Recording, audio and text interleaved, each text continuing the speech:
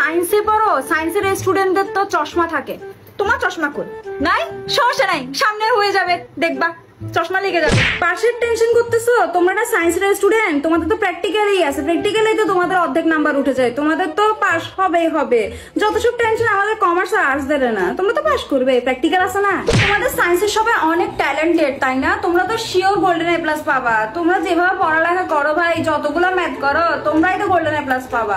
এই তুমি নাকি গানে ফার্স্ট হইছো? কিভাবে সায়েন্সে পড়ো তুমি গান করতে পারো? আল্লাহ, আমি তো মনে করছি সায়েন্সের স্টুডেন্টরা অনেক বোরিং হয়, ওরা শুধু পড়ালেখাই করতে পারে আর কিছু করতে পারে না। সত্যি করে বলো তো, সায়েন্স মনে হয় তোমার আব্বা আম্মু তোমাকে জোর করে দিচ্ছে তাই না? তোমার মনে পড়তে ইচ্ছা করে না না সায়েন্স?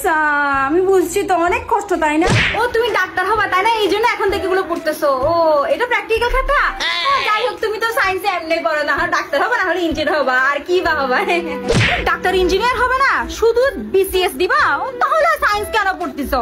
সায়েন্স পড়ার কি বা দরকার ছিল? আগেও কোনো দরকার ছিল? বিসিএস তো নর্মাল কমার্স আর্টস থেকে পড়লে আরো ভালো দিতে পারে।